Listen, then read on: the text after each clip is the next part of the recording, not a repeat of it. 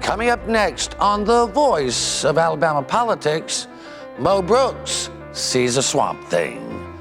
Also, the V-Team takes a look at this session's biggest loser.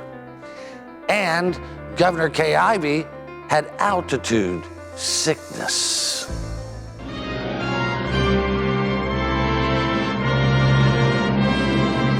hills are alive. Rocky Mountain High or Montgomery lie? All this and much, much more coming up next on The V.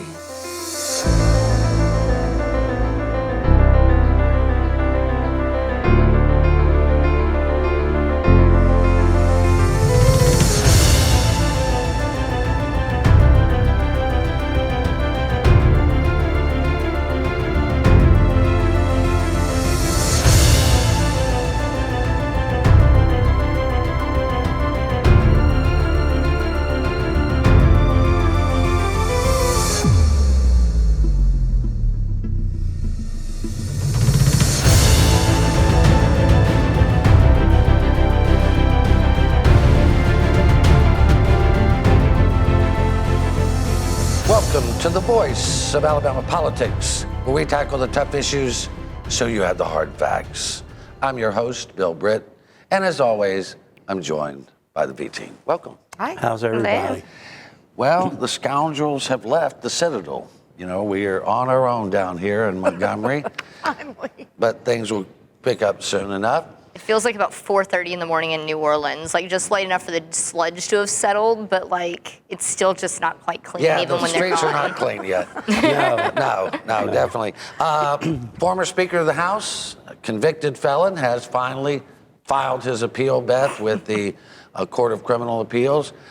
Same old song, different verse, right? Yeah, I mean, it's nothing we haven't heard already, but I mean, they're basically just trying to say they were mean and they shouldn't have done this. And I mean, from what I've read, I don't see anything that looks like a reversible error on appeal. I mean, I'm curious to see how this actually pans out. Susan, 180 pages of rehashing things that we heard in Lee County a year ago now. It is. It was a year ago Wednesday they started the trial. In fact, this is the same. A lot of this is the same stuff that Judge Walker's already ruled on.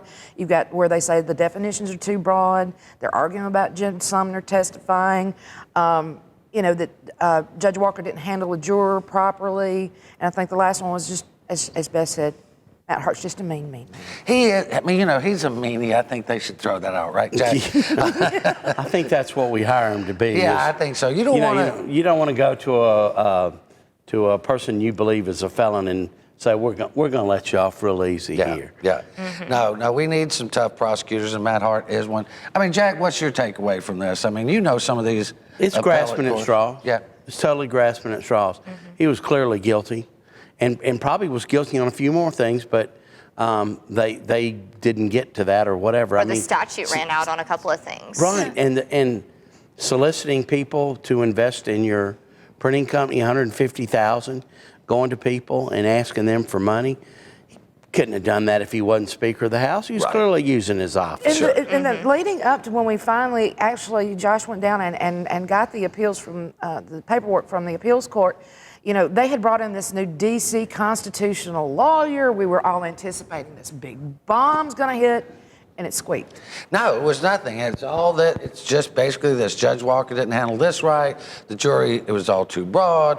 Jim Sumner's, shouldn't have testified. And Matt Hart's a meanie-weenie. But, I mean, I don't think it goes anywhere. And I think we see Mr. Hubbard eventually, maybe 3 to 6 months down the road. Yeah, and I think the prosecution has, 30 or 60 days, 30 days to respond. And then it goes to the appeals court. Yep. Well, this week we did finally get a partial response from Governor Ivey about the story we wrote about her being ill. Now, we wish the governor good health and all that, but they now came back, Susan, after 5 days and said when she was in Colorado, she had altitude sickness. It took 5 days. Why wasn't that an immediate response, that she had altitude sickness? My concerns there are, if it was only altitude sickness, why did it have to go up the chain of command be, why did they remove the trooper to a driver's license office if it was only altitude sickness? Now, some of the symptoms with altitude sickness do have common cause with TIAs. So that I don't know what they're trying to play here. Jack, one of the questions they have not answered is, did she or has she been hospitalized since 2015? So y'all pose that question to them, and you've not gotten an answer back. On 3 separate occasions, we've asked that question. That's a pretty direct yes or no question. Yeah. And they've been asked, the question's been asked very specifically, and they're still not answered. Well, Beth, you mentioned earlier you had a Rocky Mountain experience and with altitude sickness. I did. I went out to Colorado, I guess about this time last year. And, you know, I was so sleepy and my stomach was upset. And it just like the whole time, I mean, don't even try to drink if you're not used to the altitude because one margarita will put you over the top.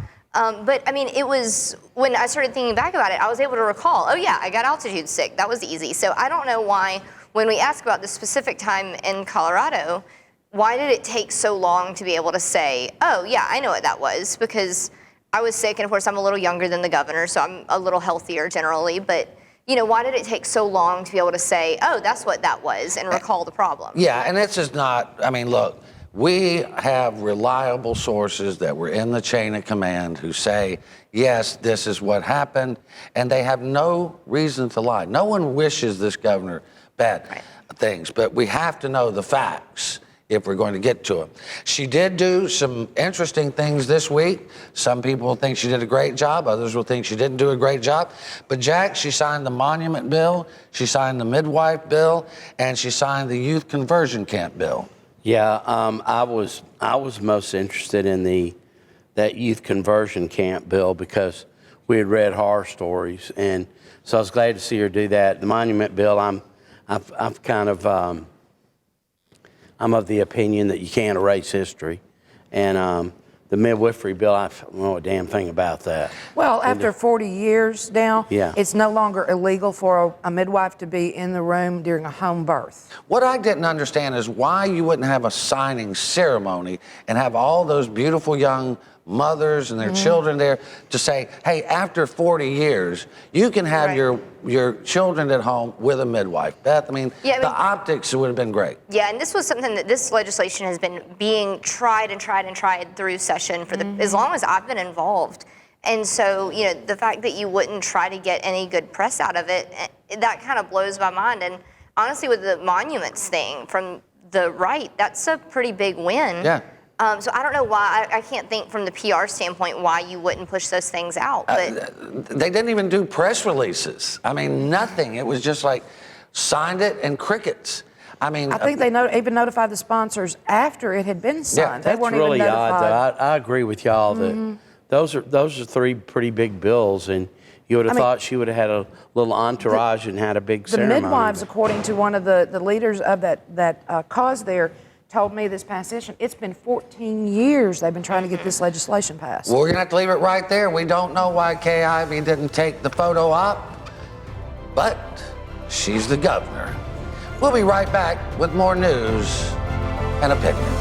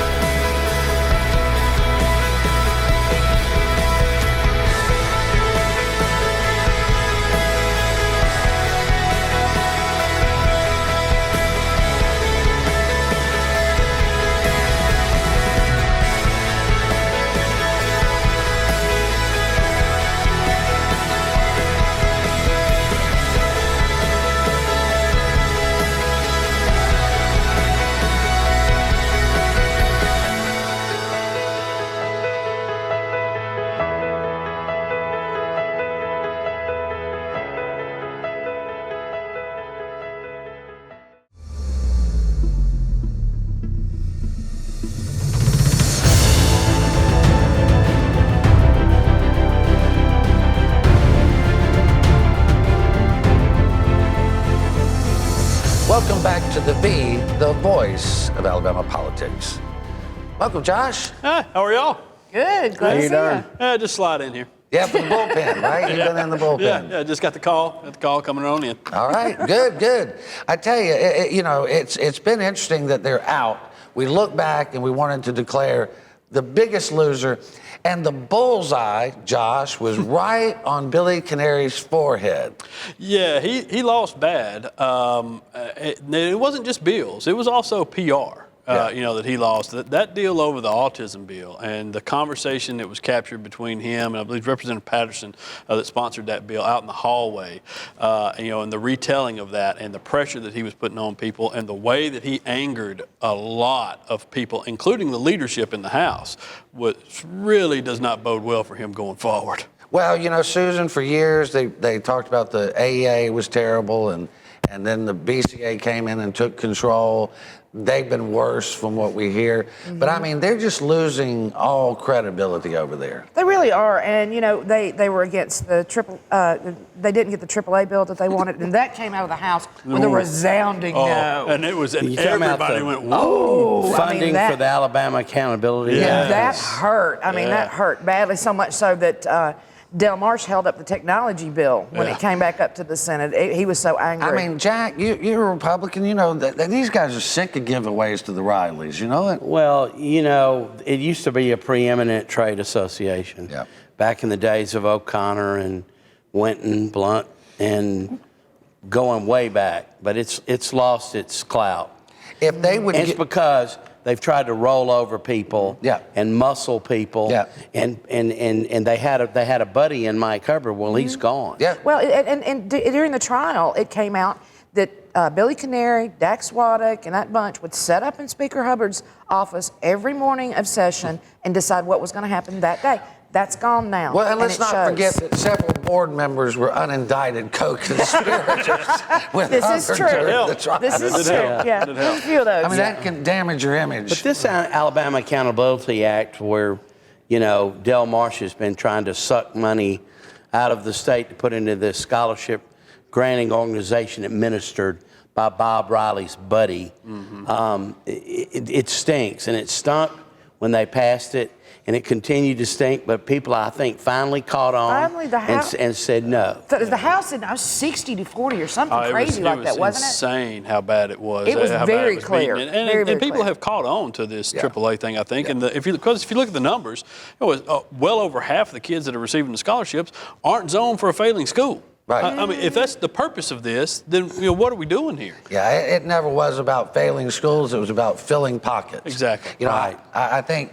I don't know what Senator Marsh's motivation is.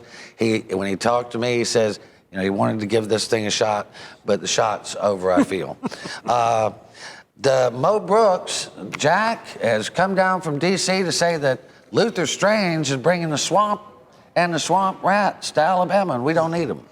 Well, I don't know why Mo seems surprised that they're not going to, that they would attack him.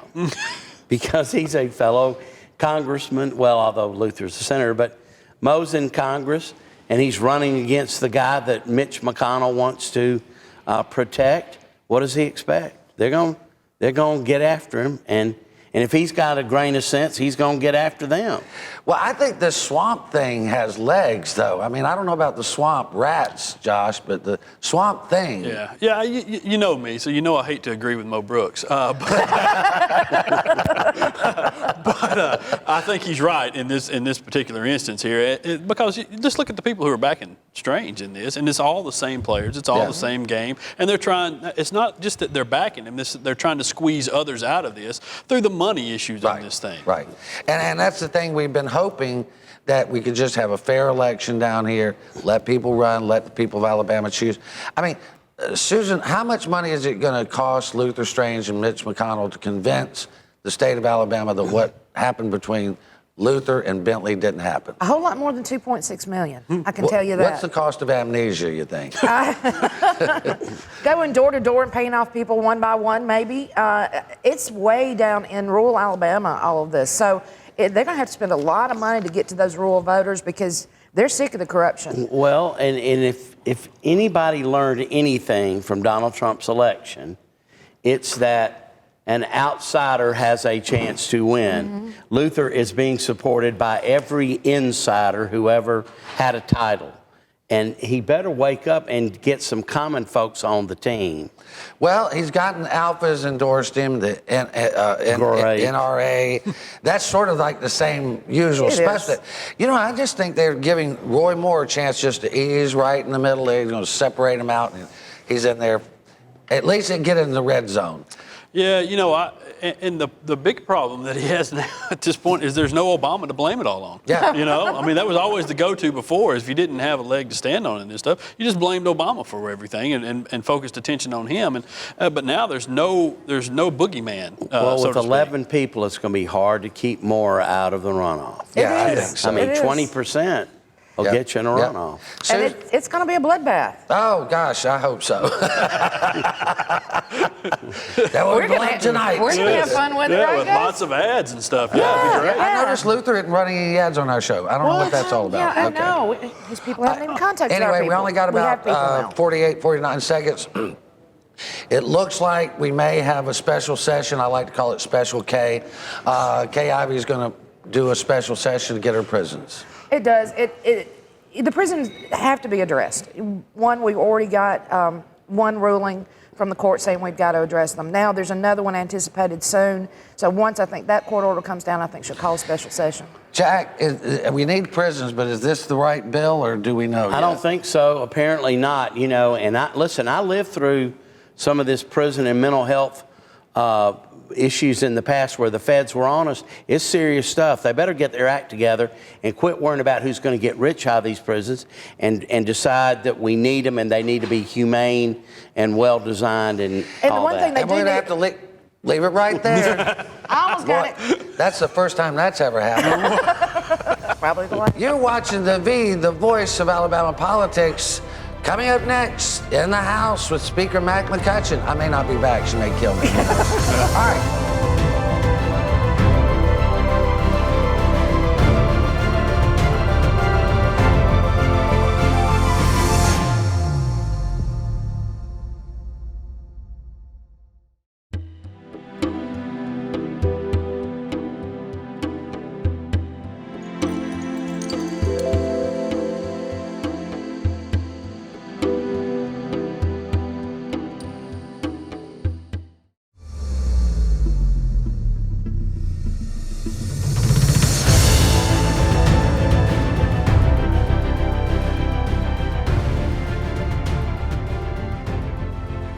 Welcome back to The V, the voice of Alabama politics.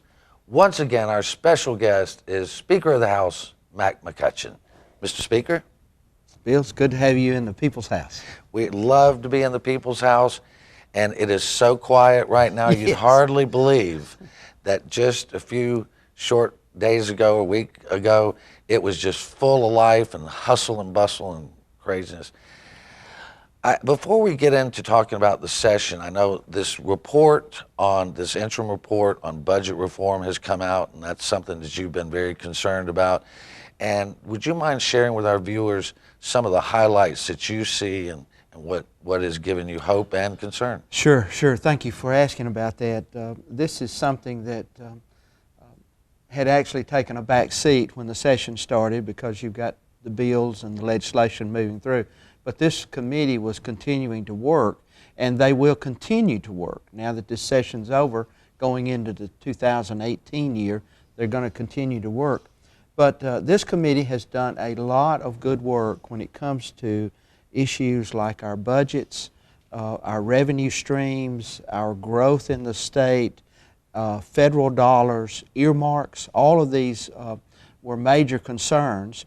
And they're things that we need to look at. If we're going to be efficient in our state government, and we're going to cut out the waste, and we're going to get the biggest taxpayer investment, if we're going to be looking at these things, then it's important that we continue the work of this committee.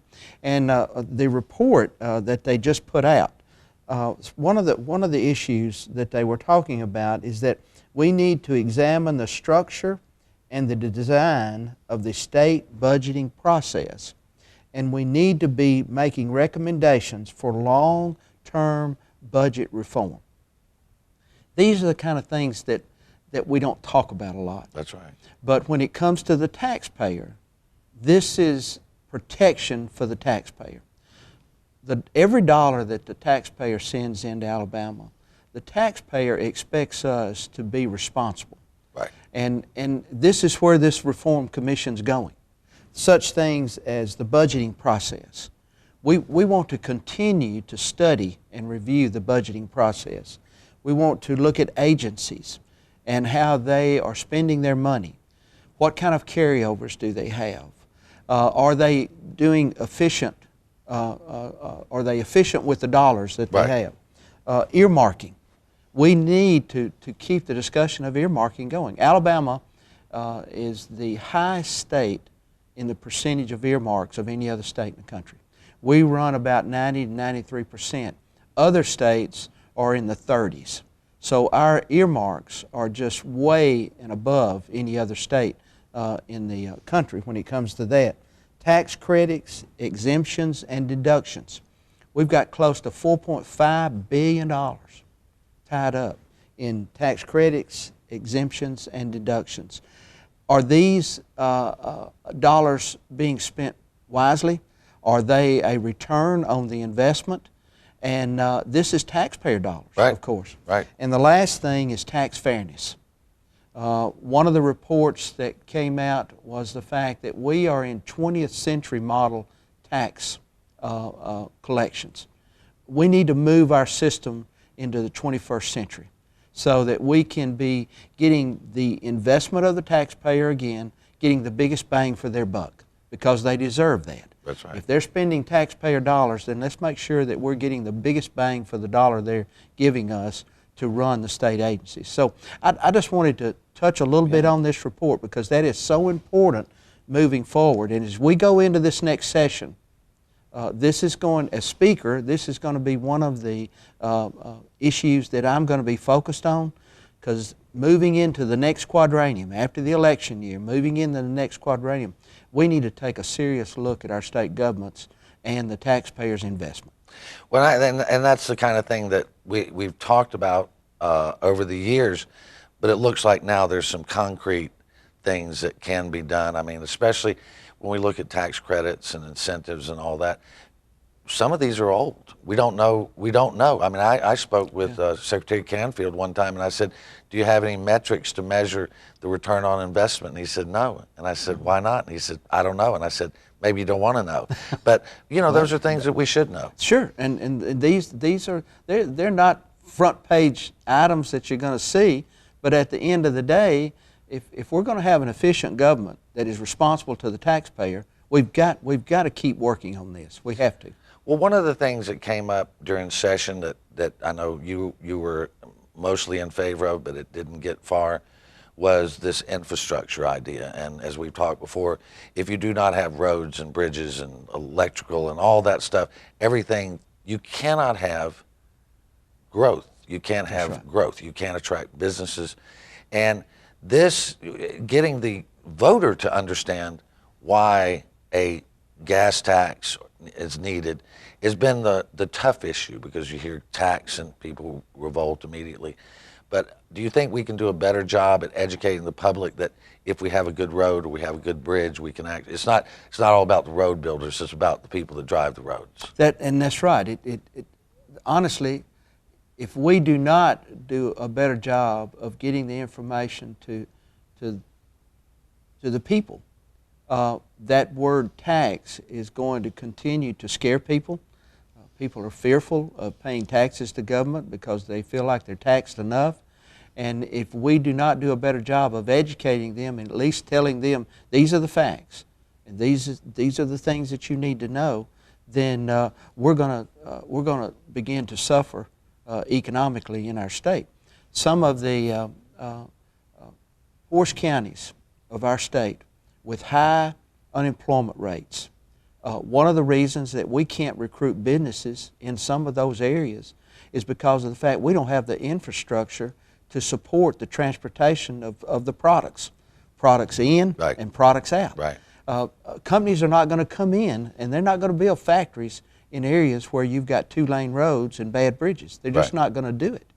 And so if we want to see recruitment of businesses to create jobs, then we're going to have to improve our infrastructure. Right. It's as simple as that. And if we don't do it, then those areas will continue to be high unemployment, and people will still be in poverty. When these things work in tandem, if we can cut over here, then people are going to see it's responsible government, and they can allow something to increase over That's on right. the other side. That's right. That makes That's some right. sense. So- We only got about 2 minutes. I know there's a lot of things we should have gotten to, but I think these were very important. The House really worked hard this session. I mean, y'all passed a bunch of bills as opposed to the Senate.